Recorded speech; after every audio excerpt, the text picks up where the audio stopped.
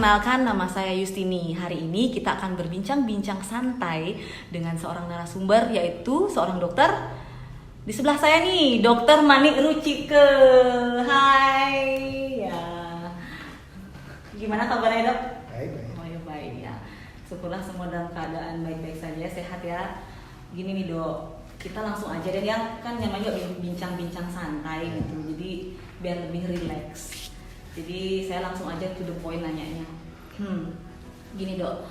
Akhir-akhir ini kan kita lihat nih, masyarakat itu sudah kurang aware dengan dirinya sendiri, terutama dalam menerapkan protokol kesehatan. Jadi banyak banget yang masyarakat yang tidak menerapkan protokol kesehatan dengan baik dan benar. Nah, menurut Dok nih gimana nih sebagai seorang dokter, pandangannya mungkin bisa menjelaskan ke masyarakat, karena di sini juga kita berbincang-bincang memberikan edukasi kepada masyarakat. Oke, pertama terima kasih waktunya. Sebenarnya untuk mematuhi protokol kesehatan mudah ya. Yang ikuti protokol kesehatan yaitu pertama menggunakan masker, kemudian cuci tangan atau hand sanitizer, kemudian social distancing ya atau physical distancing. Ini kita lakukan protokol kesehatan ini, kita mengurangi atau memutus rantai dari penularan COVID itu sendiri. Nah, seandainya ini tidak dilakukan, jadi penyebaran virus ini akan terus berulang atau menyakiti orang lain. Nah, contoh penggunaan masker. Nah, masker, apalagi dari saran di WHO sudah menjelaskan bahwa COVID ini sudah mulai penyebaran lewat udara atau air droplet ya. Artinya sudah bisa kontak lewat udara melalui orang per orang. Bersin ataupun batuk, jadi utamakan pakai masker. Kedua, seperti yang tadi adalah cuci tangan atau hand sanitizer ya. Ada setiap tindakan atau kegiatan kita wajib sebelum dan sesudah kita harus cuci tangan atau hand sanitizer. Kedua, jaga jarak. Jaga jarak penting untuk mengurangi sebaran dari virus itu sendiri. Mungkin itu aja mungkin. Jadi sebenarnya protokol kesehatan itu sederhana sekali, Dok ya? Iya, simpel sebenarnya. Dan nggak ada ruginya kan kalau kita menerapkan itu? Iya, betul sekali. Karena sebenarnya kalau kita menerapkan protokol kesehatan dengan baik dan benar, itu bukan hanya menghindari dari virus COVID-19, Dok ya? Iya. Jadi virus-virus yang lain juga bisa dihindari. Ya, betul. Jadi kita memudayakan budaya hidup sehat namanya. Membudayakan hidup sehat dan bersih. PHBS, perilaku hidup bersih dan sehat. Ya, benar banget sih itu. Nah, kemudian yang kedua nih, Dok. Yang kedua nih banyak sekali saya lihat di medsos yang bikin sakit hati. Ini banyak sekali statement-statement, Dok ya, pernyataan itu yang menggambarkan kalau masyarakat itu kepercayaannya terhadap tenaga kesehatan itu sudah sangat menurun. Nah, bagaimana nih menurut Dok? Dok kan tenaga kesehatan nih, mungkin agak merasa bagaimana gitu? Ya, satu, masyarakat mulai acuh tak acuh karena dalam hal ini berpengaruh pada tingkatan ekonomi mereka ya. Betul sekali. Terus kenapa? Karena virus ini kita tahu virus ini kita manifestasikan sebagai 1000 wajah ya. Arti virus ini bisa di orang sehat, bisa dia tidak ada bergejala, ada yang bergejala, tergantung dari orang sistem imun masing-masing orang tersebut. Jadi lebih baik kita menghindari atau mengurangi kontak dengan virus itu sendiri. Seandainya virus itu terus berlanjut sampai tidak akan habisnya, ini kan tidak akan berhenti pandemi seperti ini. Artinya ekonomi kita akan menurun terus. Begini, Dok, ada juga masyarakat yang punya pemikiran takut untuk ke rumah sakit karena takut didiagnosa COVID. Atau takut mungkin nanti dites rapid atau semacamnya. Nah, itu mungkin dokter bisa meluruskan ya dalam bincang-bincang ini. Mungkin gini ya, untuk masa pandemi atau wabah ini kita menerapkan namanya SOP kesehatan atau protokol penanganan COVID ya.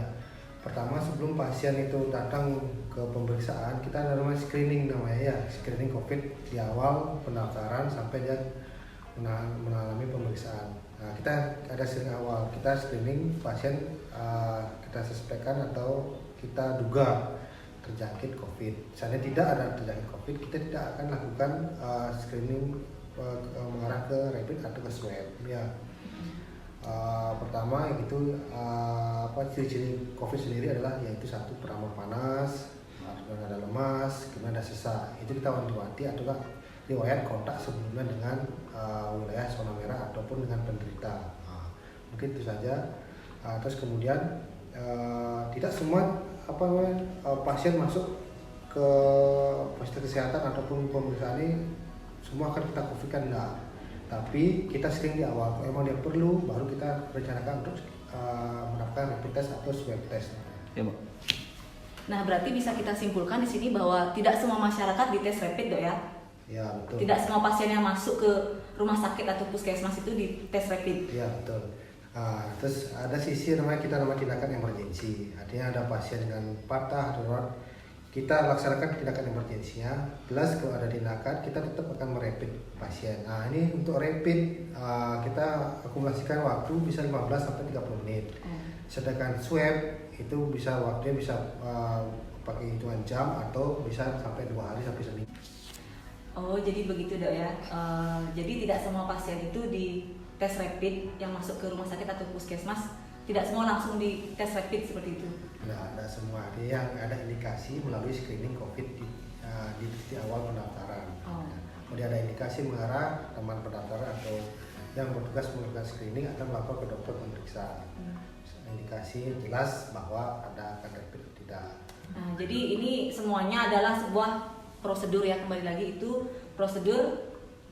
Ya betul, jadi semua prosedur kesehatan selama masa pandemi. Artinya kita mengurangi kontak artinya terhadap pasien dan petugas medis. Artinya satu, kita melindungi diri kita sendiri sebagai petugas medis dan melindungi pasien sebagai masyarakat.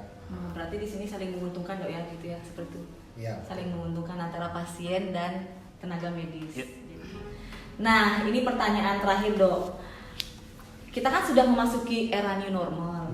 Jadi menurut Dok, bagaimana kiat-kiat kita agar bisa kembali bekerja, kembali beraktivitas, tapi bisa tetap terhindar dari COVID-19?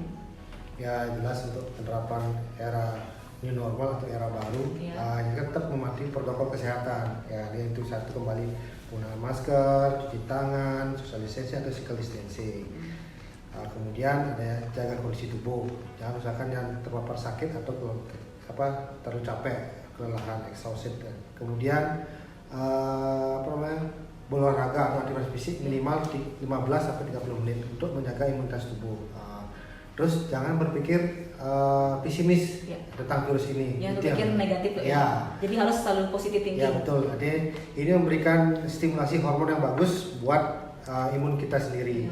Dia imun bagus, kondisi bagus, artinya kita bisa menghadapi virus ini dengan imunitas diri kita sendiri. Ya benar banget, Dok. Jadi kita di sini berbincang-bincang bukan untuk menakut-nakuti masyarakat, Dok ya, tapi memberikan edukasi, memberikan pembelajaran kepada masyarakat bagaimana cara atau kiat-kiat untuk menghadapi pandemi ini, tapi kita bisa tetap beraktivitas dan bekerja. Ya kan, Dok ya? Ya, betul sekali. Sekian perbincangan hari ini. Jadi dapat saya simpulkan, yang pertama, tetap menerapkan protokol kesehatan dengan baik dan benar, percaya atau tidak percaya. Dan yang kedua, jangan pernah takut untuk datang ke fasilitas kesehatan apabila Anda sakit. Kemudian yang ketiga, dalam menghadapi era new normal, kita harus tetap, yang pertama, menggunakan masker, kedua, cuci tangan yang baik dan benar atau menggunakan hand sanitizer, yang ketiga, jaga jarak, yang keempat, tetap menjaga daya imunitas tubuh dengan berolahraga dan stay positive thinking. Oke, Dok, jadi sekian perbincangan kita hari ini. Tetap beraktivitas, sehat semua, dan salam halus segar.